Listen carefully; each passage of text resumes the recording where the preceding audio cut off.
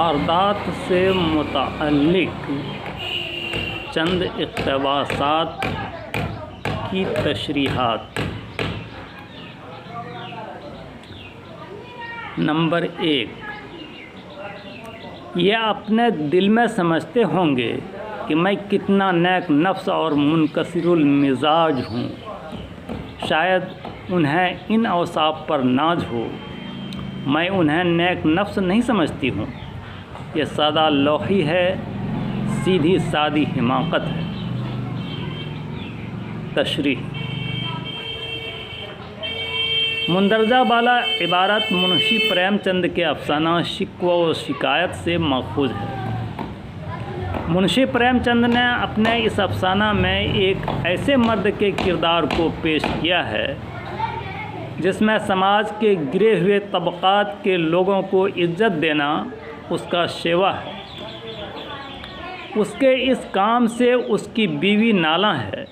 वो मर्द को सीधा सादा और नेक नफ्स समझते हों, मगर उनकी बीवी उनको बेवकूफ़ समझती है। किस्सा ये है कि एक मेहतर ने पहनने को कोट मांगा। उनके पास कोई कोट नहीं। जो कोट पहने हुए थे उसी को उतार कर उस मेहतर के हवाले कर दिया। उनकी अहलिया बहुत नाराज़ हुई और कहा कि मैंने इस मेहतर को कई बार शराब पीकर नशा में बदमस्त देखा है और आपको भी दिखाया है। ये कोट बेचकर भी शराब पी जाएगा। उसके साथ हमदर्दी नहीं करनी चाहिए। नंबर 2, मैं और शरीफ, अपनी शराफत का पर्दा आज मेरी नज़र से हटा। मैंने अक़ीदत में डूबे हुए लहजे में कहा, नहीं जी, वो मेरे जैसे सियाह दिलों के पास क्या आएंगी। चलो मैं उनकी दर्शन करने चलता हूँ। तशरीह। पेश नज़र इक़्तिबास मुंशी प्रेमचंद के अफसाना मासूम बच्चा से लिया गया है। प्रेमचंद ने अपने इस अफसाना मासूम बच्चा में एक ऐसी औरत की तस्वीर कशी की है जो बेबस और मजबूर है। प्रेमचंद ने इस अफसाना में गंगू के ज़रिया समाज में आई हुई बुराई को दूर करने की कोशिश की है। गंगू इस अफसाना का मरकज़ी किरदार है जिसमें कोई बुराई नहीं है। वो सिर्फ़ अपने फ़र्ज से गर्ज रखता है। वो एक ज़मींदार का मुलाजिम है। उसने एक ऐसी औरत से शादी कर ली जो समाज में बदनाम थी। उसने ज़मींदार की मुलाजमत छोड़ दी और अपना छोटा सा कारोबार शुरू किया। प्रेमचंद ने इस अफसाना में दिखाने की कोशिश की है कि इंसान बुरा नहीं होता, हालात उसे बुरा बना देते हैं। गोमती देवी ऐसी ही औरत थी। गंगू की शादी उससे हो जाती है तो उसे छोड़कर भाग जाती है, लेकिन उसे पता चलता है कि वो लखनऊ के जनाना अस्पताल में है तो वहाँ जाकर उसे लाता है। वो बच्चा को जन्म देने के लिए वहाँ गई थी। गंगू से शादी के 6 माह बाद ही उसे बच्चा हुआ, इसलिए ज़मींदार ने गंगू का मजाक उड़ाया। आखिर में वो गंगू की शराफत और इंसानियत के कायल हो जाते हैं और ख़ुद को कमीना तस्वुर करते हैं। उसके बच्चे को गोद में लेकर प्यार करते हैं और गोमती देवी से मिलने गंगू के साथ जाते हैं। नंबर 3, फूलमती की बेनूर आँखें शोले की तरह दहक उठीं। चेहरा लाल हो गया। बोली, तुम्हारा कानून भाड़ में जाए, ऐसे कानून में आग लगे। मैं ऐसे लिच्चर कानून को नहीं मानती। यह कानून है कि गले पर छुरी फेरना है। तशरीह। यह इक़्तिबास प्रेमचंद के अफसाना बदनसीब माँ से लिया गया है।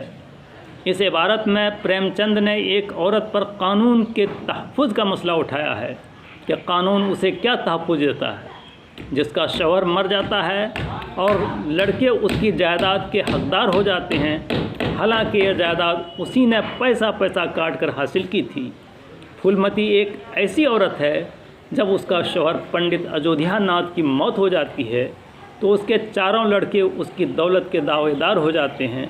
उस पर फूलमती कहती है कि जब तक मैं ज़िंदा हूँ ये सारी जायदाद मेरी है, मेरे मरने पर तुम्हारी होगी।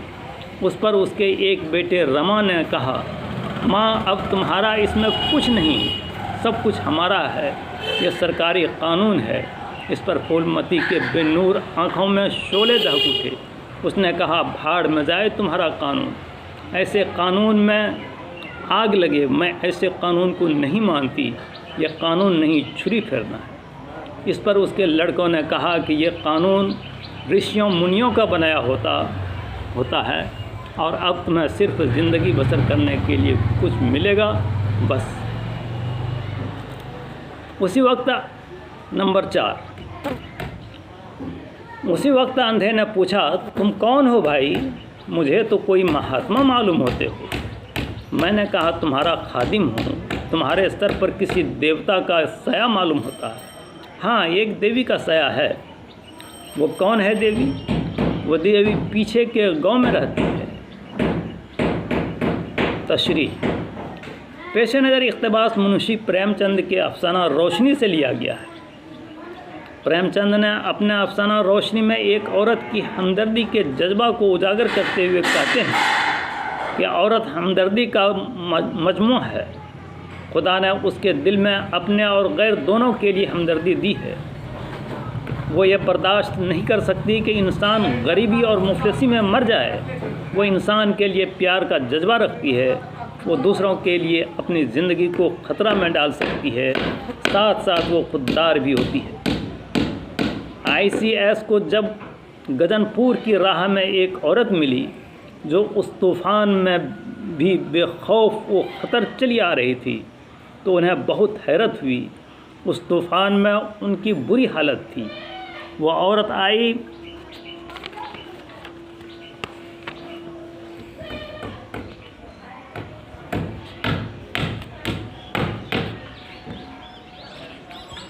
उससे उन्होंने गजनपुर का रास्ता दरियाफ्त किया। वो बताकर चली गई। जब यह आगे बढ़े तो वो औरत अपने एक बच्चे को गोद में लिए दिखाई दी। उसने कहा, मैं डर रही थी कि कहीं आप राह न भूल गए हों। इस जज्बे हमदर्दी से बहुत मुतासिर होकर उन्होंने बच्चे को मिठाई खाने के लिए 5 रुपये देना चाहा, लेकिन उसने लेने से साफ इनकार कर दिया।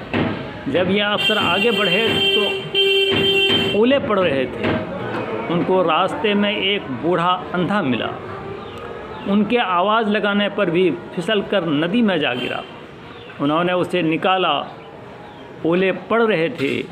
वो अंधा ज़ख्मी हो गया था।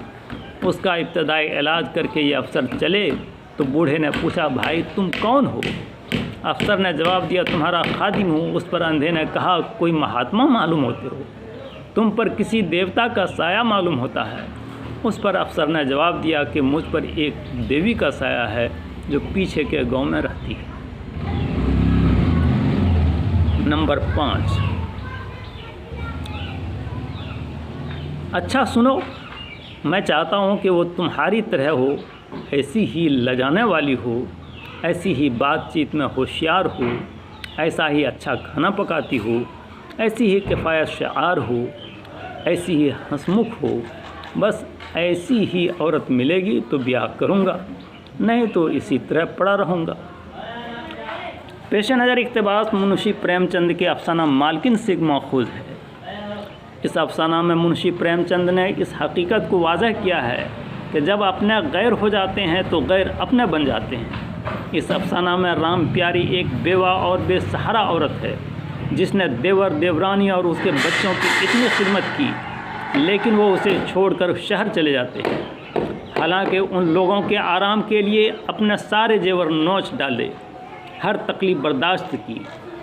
30 साल की उम्र में अपने बाल पका लिए। जब वो छोड़कर चले गए तो राम प्यारे घर में अकेली रह गई। कई दिनों तक रोती रही।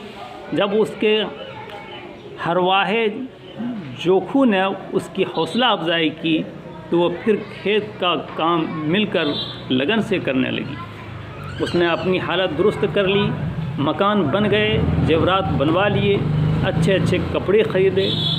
अब उसका दिल मुतमईन था।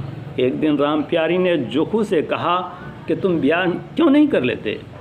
उसने कहा कि अगर मैं कहूँगा तो तुम नाराज़ हो जाओगी। राम प्यारी की आंखों में शर्म की एक लहर दौड़ गई। वो बोली, अगर बिगड़ने की बात होगी तो ज़रूर बिगड़ूंगी। उस पर जोखू ने कहा, मैं नहीं कहूँगा। राम प्यारे ने उसे पीछे धक्का देते हुए कहा, कहोगे क्यों नहीं? जोखू ने कहा, अच्छा सुनो, मैं ऐसी औरत से ब्याह करना चाहता हूँ जो तुम्हारी तरह शर्माने वाली, बातचीत में होशियार, अच्छा खाना पकाने वाली, किफ़ायत शार और ऐसी हंसमुख हो, वरना मैं शादी नहीं करूँगा, इसी तरह पड़ा रहूँगा। राम प्यारी का चेहरा शर्म से सुर्ख हो गया। वो पीछे हटकर बोली, तुम बड़े मजाकिया हो।